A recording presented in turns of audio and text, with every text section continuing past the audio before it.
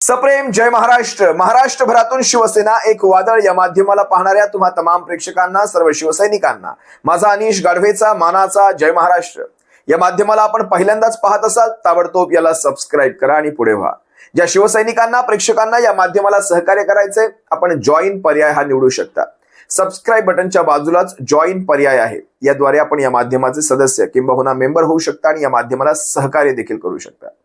गेल्या 4-5 दिवसांपासून किंबहुना आठवड्यापासून आपण पाहताय महाराष्ट्रभर विधान परिषदांच्या निवडणुकांचे बिगुल वाजलेले आहेत.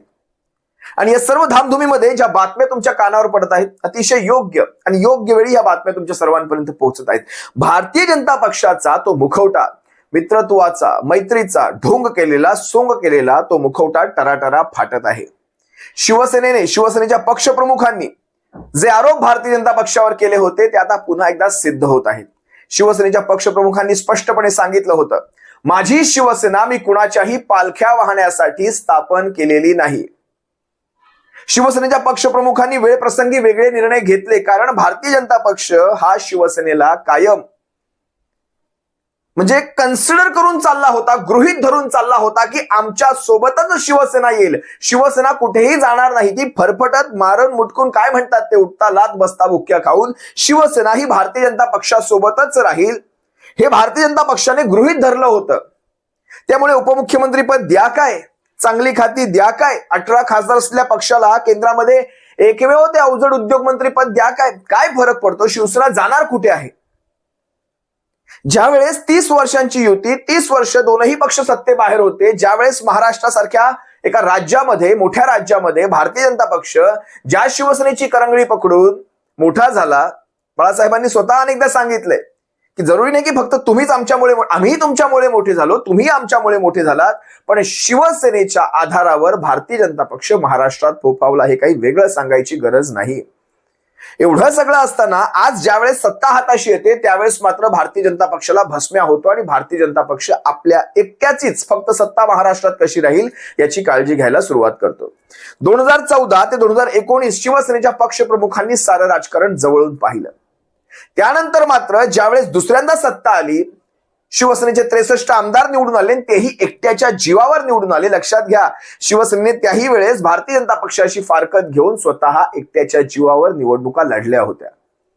पण ते एकट्याच्या जीवावर असताना त्यासोबत शिवसेनेची ही सारी फळी सोबत उभी होती. भारतीय जनता पक्षाने ही गोष्ट हेरली. भारतीय जनता पक्षाला कळून चुकलं की एकट्याच्या जीव म्हणजे या शिवसेनेला आपण अशा प्रकारे फोडू शकत नाही, हा शिवसेना कायम आपल्याला एक अडसर ठरणार आहे. त्यामुळे आतमध्ये, त्या बुरुजांच्या आतमध्ये जाऊन सुरुंग लावणं आणि बुरुज उडवणं हे फार गरजेचं आहे. त्यानंतर त्यांनी माणसं हेरली. कोणती माणसं ही फुटू शकतात, कोणती माणसं ही गद्दारी करू शकतात, ही माणसं हेरली गेली. त्यानंतर बुरुजाच्या खाली जाऊन सुरुंग लावले गेले आणि बुरुज उडवले गेले. ही गोष्ट काही महाराष्ट्राला वेगळी सांगण्याची गरज नाही. पण आज तो काळ पलटलेला आहे. ते काय म्हणतात, कर्मा ऑलवेज रिटर्न्स. कर्माचं फळ हे कायम. आता मागच्या वेळेस कसं असायचं, आधी आपण म्हणायचो कर्माची फळं पुढच्या जन्मात भोगावी लागतात, पण इथे आता तसं राहिलेलं नाही. कर्माची फळं याच जन्मात भोगावी लागतात. जेव्हा कर्म वसुलीला निघतं त्यावेळेस कुणाचाही वशिला चालत नाही. आणि कर्माची वसुली, वाईट कर्माची विशेषतः वसुली अतिशय सक्त असते आणि त्या वसुलीला आता सुरुवात झालेली आहे. तुम्ही घरातले घरभेदी फोडलात, पण भाजपाची एक सवय कायम आहे. भाजप या फोडलेल्या घरभेद्यांना फार काळ डोक्यावर बसवून ठेवत नाही. तुम्ही पाहिलात, सुरुवातीला मुख्यमंत्री पद दिलं, पण पुढच्या वेळेस मात्र ते दिलं नाही. पुढच्या वेळेस मुख्यमंत्री पद सोडाच, त्या मुख्यमंत्र्यांकडे असलेली खाती सुद्धा यांच्याकडे ठेवलेली नाहीत. आता त्यातलं एक नगरविकासचं खातं सोडलं तर एकनाथ शिंदे यांच्या पक्षाकडे विशेष असं कुठलंही उल्लेखनीय खातं नाही, ज्याद्वारे एकनाथ शिंदे आपल्या हे निवडून आलेल्या 50-55 आमदारांचा तो डोलारा सांभाळतील. केव्हाही नगरविकासचं खातं हे देवेंद्र फडणवीस पुन्हा आपल्याकडे घेऊ शकतात. कालच्या विधान परिषदेच्या निवडणुकांच्या वेळेस तुम्ही पाहिलात, एकनाथ शिंदे आणि त्यांच्या म्हणजे आता स्वतःला शिवसेना संबोधतात. मग शिवसेना ज्या जागा लढवत होती, लक्षात घ्या, शिवसेना ज्या जागा लढवत होती त्या जागा आता एकनाथ शिंदेकडे आहेत का? अगदी गुलाबराव पाटील असतील, अब्दुल सत्तार असतील, सगळ्या नेत्यांची तुमची नावं घेत राहणार नाही. त्या नेत्यांना अजिबात मोठं करायचं नाही, कारण सगळ्यात जास्त पहिल्या गुवाहाटीच्या बॅचमध्ये सगळ्यात पुढे पुढे करणाऱ्या ह्याच मंडळी होत्या. त्याची मा कामाख्याने सुद्धा यांना शिक्षा दिलेली असेल. मा कामाख्याला प्रामाणिक माणसं लागतात ती पूजा करून घेण्यासाठी. मा कामाख्या देवीने अनेकांना शिक्षा दिलेल्या आहे आणि अनेकांच्या शिक्षा बाकी आहेत.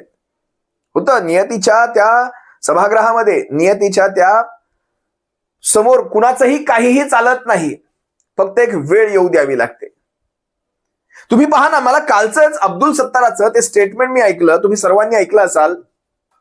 पण शेवटी बघा, अब्दुल सत्तार शेवटी उमेदवारी कुणासाठी मागतायत? एखाद्या कार्यकर्त्यासाठी मागतायत का? किंवा गुलाबराव पाटील उमेदवारी कुणासाठी मागतायत? एखाद्या कार्यकर्त्यासाठी मागतायत का? नाही, गुलाबरावांना आपल्या पोराला उभं करायचंय, अब्दुल सत्ताराला आपल्या पोराला उभं करायचंय, तिकडे जालन्यामध्ये अर्जुन खोताला आपल्या पोराला उभं करायचंय, इकडे भरत गोगावलेला विकास गोगावलेला उभं करायचंय. म्हणजे मी ही 4-5 पटपट उदाहरणं तुमच्या समोर ठेवली. अगदी कोकणातलं घ्या नारायण राणेचं, एक मुलगा ह्या पक्षातनं आमदार, एक मुलगा त्या पक्षातनं आमदार. तुम्ही आम्ही काय करायचं? कायम यांची धुनी धूत राहायची. लक्षात घ्या, म्हणजे जे उद्धव साहेबांवर आरोप करत होते की उद्धव साहेबांनी सगळं स्वतःच्या नंतर, म्हणजे बाळासाहेबांनी उद्धव साहेबांना दिलं, उद्धव साहेबांनी आदित्य साहेबांना दिलं. लक्षात घ्या या गोष्टी. जे उद्धव साहेबांच्या घराणेशाहीवर आरोप करणारे आज स्वतः काय करतायत, किंबहुना स्वतः एकनाथ शिंदेंनी त्यांच्या स्वतःच्या घरात खासदारकी ठेवली आहे. विचार करा, म्हणजे स्वतःचा तो बाब्या आणि दुसऱ्याचं ते काय कार्ट. मी ही चांगली म्हण वापरतोय, अनेक छान छान म्हणी आहेत माझ्याकडे, पण मला त्या ह्या ऑनलाईन मांडता येत नाहीत. असो, काल अब्दुल सत्तारांनी ज्या प्रकारे बंडखोरी करून तिकडे, म्हणजे छत्रपती संभाजीनगर भागातनं स्थानिक स्वराज्य संस्थेच्या ह्या निवडणुकीच्या, म्हणजे त्यांचा आकडा जास्त, छत्रपती संभाजीनगरमध्ये यांचा आकडा जास्त, स्वतःचा बंडखोरी करून आणि कार्यकर्त्यांचं नाव पुढे करून कार्यकर्त्यांनी माझ्या मुलाला उभं केलेलं आहे अपक्ष. पक्षाच्या नावावर नाही, अपक्ष उभं केलेलं आहे. हे सांगत असताना 2 शिवसेना एकत्र यायला हव्यात हे वक्तव्य अब्दुल सत्तारांच्या तोंडून आलं.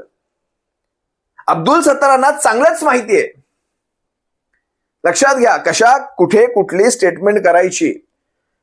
पण अब्दुल सत्तारांनी पहिल्यांदा हे स्टेटमेंट कुठलाही आगा आणि पिछा याचा विचार न करता केलेलं स्टेटमेंट आहे. कारण सध्याच्या घडीला अब्दुल सत्तार हे ना एकनाथ शिंदेशी ना देवेंद्र फडणवीसांशी पंगा घेण्याच्या त्या, आता त्याला स्ट्रॅटेजिक तुम्ही म्हणू शकता, स्ट्रॅटेजिक परिस्थितीमध्ये आहेत किंवा कुठल्याही तशा मजबूत स्थितीत आहेत, अजिबात नाही.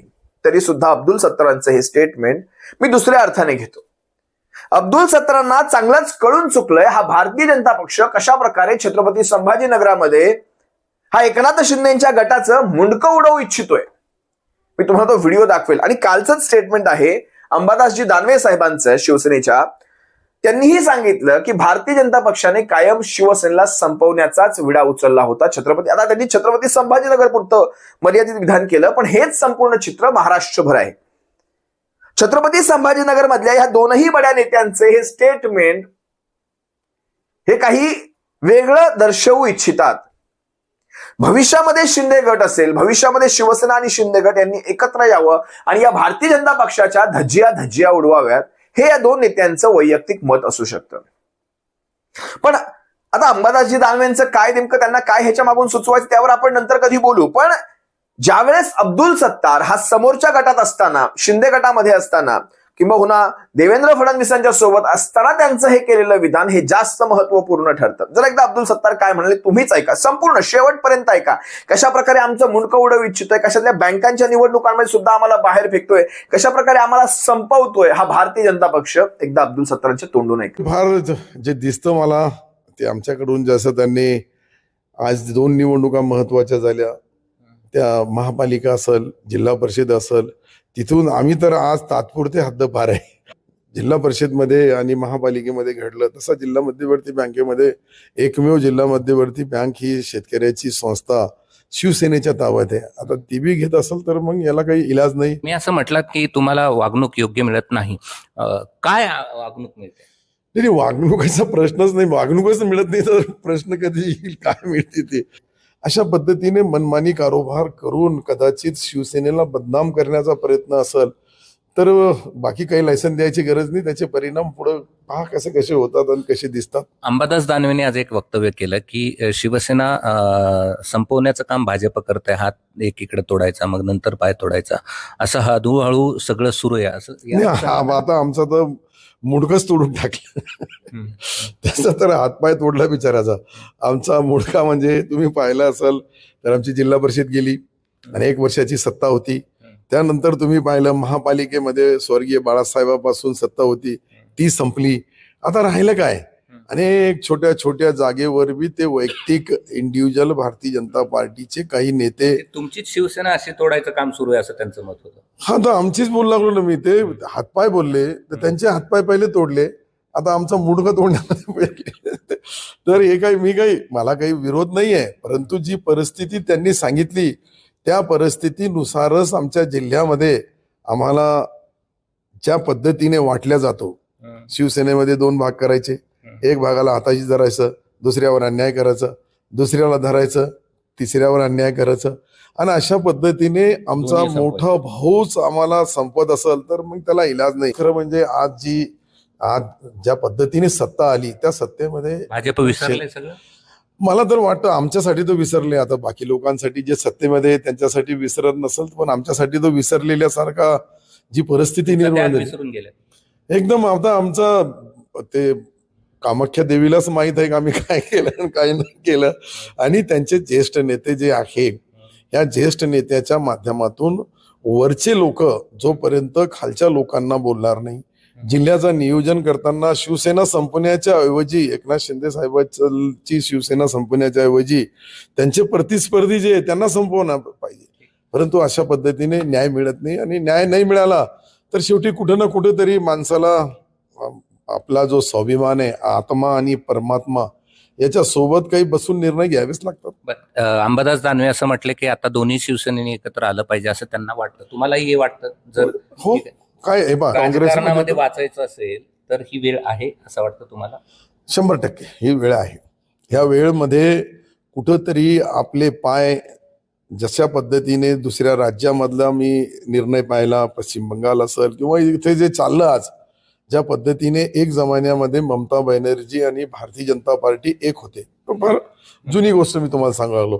नंतर दोघांमध्ये समन्वय तुटला आणि एकमेकाला आता तर डप्पाकुटी खेळू लागले, खासदाराला मारहाण, हे अशा पद्धतीचं जे चाललं, कोण कोणाला मारू लागलं हे तर मलाही कळत नाही. परंतु अशा पद्धतीने कमीत कमी देवेंद्रजीच्या या महाराष्ट्र राज्यामध्ये त्यांच्या माध्यमातून सर्व कायदा सुव्यवस्था त्यांनी कंट्रोल केली. होणार नाही याची काळजी घेतली पाहिजे. आता हे काही बोलायची गरज आहे का? आमचा ममता होऊ नये. शिवसेनेचे 2 भाग करून टाकायचे, अब्दुल सत्तार म्हणतात. शिवसेनेचे 2 भाग करून टाकायचे आणि राज्य करायचं. सत्तारांची ही स्टेटमेंट अतिशय महत्वाची आहेत. म्हणजे अंबादास दानवेंचे तर हातपाय तोडून टाकले, त्यांच्या पक्षाचे हातपाय तोडून टाकले, पण आमचं तर मुंडकच छाटलं. हे सत्तारांचं म्हणणं खूप काही बोलून जात आहे.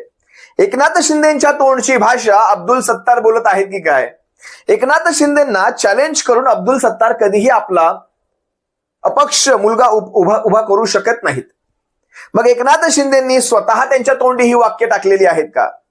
एकनाथ शिंदेंनी स्वतःच त्यांना अपक्ष उमेदवारी भरायला सांगितलेली आहे का?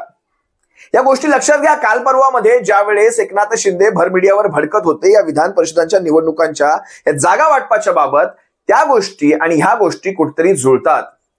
काल ज्या वेळेस ठाण्यामध्ये पत्रकार परिषदेमध्ये त्यांना प्रश्न विचारण्यात आला, 2 शिवसेना एकत्र येणार आहेत का? ते म्हणाले, आम्ही बाळासाहेबांच्या विचारांवर पुढे चाललेलो आहोत. त्यांनी एकाही शब्दाने एकनाथ शिंदेंनी ही शक्यता बोलून दाखवली नाही की नाही, असं कधी घडूच शकत नाही. लक्षात घ्या, मी तुम्हाला कुठेही म्हणत नाही की एकनाथ शिंदेंनी असं म्हणावं तसं म्हणावं, पण मी ज्या गोष्टी घडतायत त्या कशा प्रकारे घडतात हे सांगण्याचा तुम्हाला एक प्रयत्न करतोय. कालचं स्टेटमेंट तुम्ही ऐकलं नसाल तर हा एकदा व्हिडिओ पहा.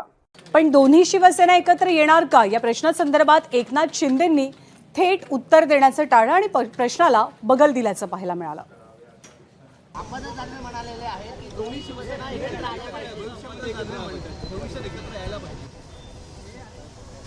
आम्ही बाळासाहेबांचा विचार, हिंदुत्वाचा विचार घेऊन पुढे चाललेलो आहे आणि महाराष्ट्रातल्या सर्वसामान्य माणसाच्या मनातलं सरकार देखील आम्ही स्थापन केलं. एकदा केलं, दोनदा केलं आणि या स्थानिक स्वराज्य संस्थांमध्ये देखील या महाराष्ट्रातल्या जनतेने शिवसेनेला, धनुष्यबाणाला, बाळासाहेब आनंदगे साहेबांच्या विचाराला आणि आमच्या सर्वसामान्य कार्यकर्त्यांच्या मेहनतीला आशीर्वाद दिलेले आहेत. त्यामुळे आमची घोडदौड विजयी अशीच पुढे चालू राहील. एकनाथ शिंदेनी एकदाही हे म्हटलं नाही अशक्य, ही गोष्ट कधी होऊच शकत नाही, आम्ही बाळासाहेबांच्या विचारावर पुढे चाललेलो आहोत, बस एवढं सांगून त्यांनी विषय संपवला आणि तो विषय कट करून ते तिथून निघून गेले. बरं, ह्या गोष्टी फक्त वरच्या थरावर घडतात का? अजिबात नाही. खालच्याही थरावर म्हणजे कार्यकर्त्यांच्या थरावर नेमकं शिंदे गटामध्ये आणि भाजपामध्ये काय घडतंय तुम्हाला माहिती आहे? कुठपर्यंत ह्या मारामाऱ्या पोहोचल्या आहेत? मी तुम्हाला ठाण्यातलं सुंदर उदाहरण दाखवतो. ठाण्यात एकनाथ शिंदेचा गट आणि भारतीय जनता पक्ष हे दोघेही मिळून सत्तेमध्ये आहेत. या दोघांच्या मिळून सत्तेमध्ये रोज ह्यांच्या कशा मारामाऱ्या होत आहेत, अगदी महापालिकेच्या सभागृहाच्या आतमध्ये कशा मारामाऱ्या होतात तुम्हाला पाहायचंय एकदा हा व्हिडिओ. ठाणे महानगरपालिकेच्या आज झालेल्या 4थ्या सर्वसाधारण सभेतही सत्तेवर असलेले शिंदेच्या शिवसेना आणि भारतीय जनता पार्टीचे नगरसेवक पुन्हा एकदा सभागृहात आमने सामने येऊन त्यांच्यात खडाजंगी झाल्याचे चित्र दिसून आले आहे. याच गोंधळादरम्यान शिवसेनेने चर्चेविना अवघ्या 5 मिनिटात सभेच्या पटलावरील 232 पैकी 231 विषय मंजूर केल्याने संतापलेल्या भारतीय जनता पार्टीच्या नगरसेवकांनी व्यासपीठावरच ठिय्या आंदोलन सुरू केले. मात्र शिवसेनेने राष्ट्रगीत घेऊन सभा विसर्जित करत आंदोलन मोडीत काढल्याने राष्ट्रगीताचा अपमान केल्याचा आरोप करत या प्रकरणी पोलिसात तक्रार देण्यासाठी गेले. यामुळे या दोन्ही पक्षांचा सभागृहातील वाद आता पोलीस ठाण्यापर्यंत पोहोचला आहे. तर यानंतर तुम्हाला शिंदे गटाच्या एका नगरसेवकाचा व्हिडिओ दाखवतो. हा शिंदे गटाचा नगरसेवक नेमकं काय म्हणतोय तुम्हीच ऐका. कशा प्रकारे यांना सत्तेतून बाहेर पडण्याचं आव्हान करतोय शिंदे गटाचा नगरसेवक.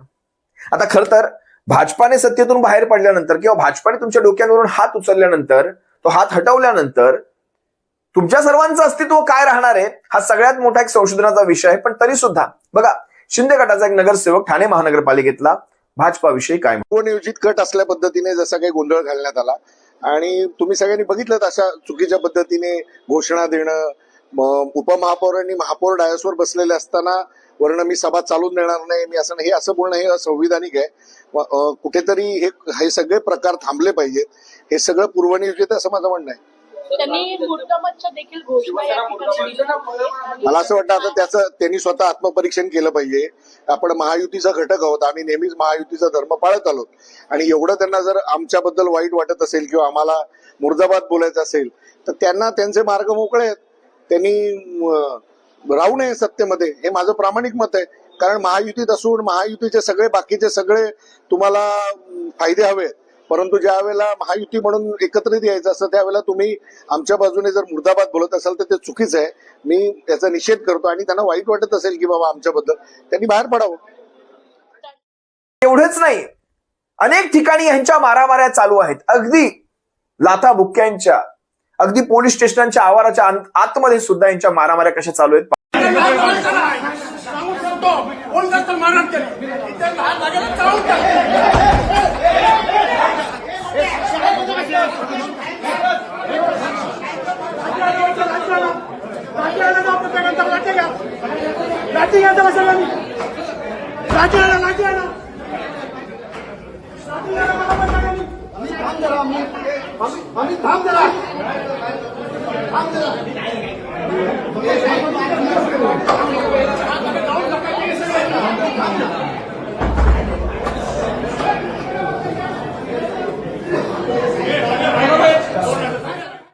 या मारामाऱ्यांमध्ये फक्त लुटूपुटूच्या नाहीत, अगदी डोकी सुद्धा फोडली जात आहेत. भाजप शिंदे गटाच्या ह्या मारामाऱ्या डोक्या फोडीपर्यंत कशा गेल्यात पहा. इन्होंने देखा पूरा प्लानिंग था इनका कि ये आएगा तो इसको मारना है. मैंने हाथ मेरा फ्रैक्चर हो गया है. 8 लोगों के अलावा 20 लोग थे. बम्बू से पत्थरे से वो हार कर रहे थे. किरण भास्कर कह रहा था माँ की गाली दे करके, बहन की गाली देकर अपने सोसाइटी में था, फ्लैट में. मैं शनि मंदिर के बगल में कपड़े लेने गया था 2:30 बजे, क्योंकि शिंदे साहब ने अभी क्या आश्वासन दिया? शिंदे ने कहा कि हम किसी तरह से बख्शेंगे नहीं उनको. असे एक ना एक अनेक व्हिडिओ आहेत, अनेक व्हिडिओ. मी तुम्हाला आजच्या क्षणाला जवळपास 1000च्या वर जाऊन हे व्हिडिओ दाखवू शकतो स्थानिक पातळीवर ह्यांचं नेमकं काय चाललंय. युवा प्रमुखला मारलं, मला मारलं, तुला आम्हाला धमकी दिली, मारेल तुला, हे करेल तुला, मी बघून घेतो, हे करतो. बोलो हे असं नाही झालं ना, तुम्ही युतीमध्ये आहात तर युती धर्म पाळा ना. कडनं नारायणपूर साहेब आले, आम्हाला मारझोड केली. आम्ही बोला आम्ही काय चुकलो ते आम्हाला तुम्ही सांगा. तर ते बोलतात मी बिल्डिंग बांधलेली आहे, सर्व श्रेय मी घेणार. मी बोला शिंदे साहेबांच्या आदेशानुसार आम्ही कार्यकर्ते काम करत आहे. एवढंच बोलल्यानंतर डायरेक्ट मारहाण चालू केली आम्हाला. आमचा कार्यक्रम उद्ध्वस्त करून लागले. तिकडनं 40-50 लोक आले, त्यांनी आम्हाला धक्काबुक्की केली. नंतर मग मारहाण केल्यानंतर आम्हाला गेटच्या बाहेर काढलं. मलाही मी गेटच्या बाहेर गेलो, तिथेही आम्हाला मारहाण केली. ठाण्यामध्ये शिवसेना आणि भाजप हा वाद पुन्हा एकदा समोर येतोय. भाजपच्या माजी नगरसेवकांकडून शिवसेनेच्या शाखा प्रमुखाला मारहाण करण्यात आली आहे. BSUPच्या घरामध्ये नोंदणी शुल्क कमी करण्याच्या निर्णयाचा जल्लोष साजरा करणाऱ्या शाखा प्रमुखाला मारहाण करण्यात आली असल्याचं कळतंय. असो, मला हे सगळं दाखवण्यामध्ये काही खास इंटरेस्ट नाही. मला फक्त एवढं कळतंय, हा भारतीय जनता पक्ष जोपर्यंत ते रिमोट हातात घेऊन बसलेला आहे या दोन गटांचं, तोपर्यंत या दोन गटांचं अस्तित्व आहे. हे या दोन गटांतल्या नेत्यांना सुद्धा आता कळू लागलेलं आहे की आपण ज्या प्रकारे या भारतीय जनता पक्षाला मदत केली, आपण कामाख्या देवीला जाऊन आलो, आपण कामाख्या देवीला जाऊन भारतीय जनता पक्षाचं राज्य महाराष्ट्रात कसं बसेल याची संपूर्ण तजवीज केली. आपण आपल्याच पक्षांच्या पक्षप्रमुखांच्या पाठींमध्ये खंजीर खुपसला, म्हणजे राष्ट्रवादी असेल किंवा हे असतील, कसं आपल्याच पक्षाच्या नेतृत्वाच्या पाठीत खंजीर खुपसला. कशा प्रकारे आपलं राज्य महाराष्ट्र, म्हणजे कधी नव्हे ते सोन्याचे दिवस आले होते शिवसेनेसाठी, कधी नव्हे ती सत्ता शिवसेनेकडे आली होती, कधी नव्हे ते शिवसैनिकांचे चांगले दिवस येणार होते, महाराष्ट्राचे चांगले दिवस येणार होते. या सगळ्यामध्ये बरं तोही 2.5 वर्षांचा काळ संपूर्ण कोविडच्या काळामध्ये गेला. नंतरचे काही जे चांगले दिवस, जे जनतेसाठी खऱ्या अर्थाने शिवसैनिकांना, शिवसेनेच्या पदाधिकाऱ्यांना, शिवसेनेच्या प्रतिनिधींना जे महाराष्ट्रभर फिरण्यासाठी, महाराष्ट्रभर पोहोचून शिवसेनेची ती घडी मजबूत करण्यासाठी जे मिळणार होते, त्यावेळेस मात्र हे सगळं असं काही घडलं. असो, तरी सुद्धा हे फार काळ काही चालणारं मला दिसत नाही. भारतीय जनता पक्ष बरोबर एकनाथ शिंदे आणि त्यांच्या गटाचा पद्धतशीर कार्यक्रम करतोय आणि त्या प्रकारे त्यांची घोडदौड सुरू आहे. भारतीय जनता पक्ष पटकन संपूर्णपणे बाजूला फेकत नाही, कारण त्यांच्या मनामध्ये ती ठाम भीती आहे. कारण तुम्ही लक्षात घ्या, आज त्यांनी कितीही डंका पिटला, आमचे याव नगरसेवक, आमचे त्याव आमदार, त्याव खासदार, पण आजही तुम्ही पाहिलात भारतीय जनता पक्षाचे जे कोणी उमेदवार आहेत संपूर्ण विधान परिषदेसाठी, त्या उमेदवारांपैकी किती उमेदवार हे काँग्रेस पक्षातले आहेत किंवा आयात उमेदवार आहेत. तुमच्यासाठी मी घरचा अभ्यास देतो, लिहा तुम्ही कमेंटमध्ये. जे काही भारतीय जनता पक्षाचे उमेदवार आहेत त्यात जवळपास 40 ते 50% उमेदवार हे बाहेरचे आहेत. मग ते उपाध्यक्षांसारखे, मग ते माधव भंडारींसारखे, मग ते वाघ, जे कोणी अवधूत वाघांसारखे, यांचे सतरंजा उचले, हे मात्र आजही या सगळ्या पदांपासून दूर आहेत. मागून येणारी चित्रा वाघ असेल, ही सगळी मंडळी पुढे जातात. पडळकरांसारखी मंडळी ही पुढे जातात, पण ही मंडळी जागेवर राहतात. भारतीय जनता पक्षाला या न त्या प्रकारे फक्त सत्ता पाहिजे. यांचं थोडं अजून महत्व आहे, तोपर्यंत यांना ठेवलं जाणार. कारण शिवसेना, या शिवसेनेला शह देण्यासाठी त्यांच्यातलेच घरभेदी हे लागणार, हे काही वेगळं सांगायची गरज नाही, तोपर्यंत ह्यांचं अस्तित्व आहे.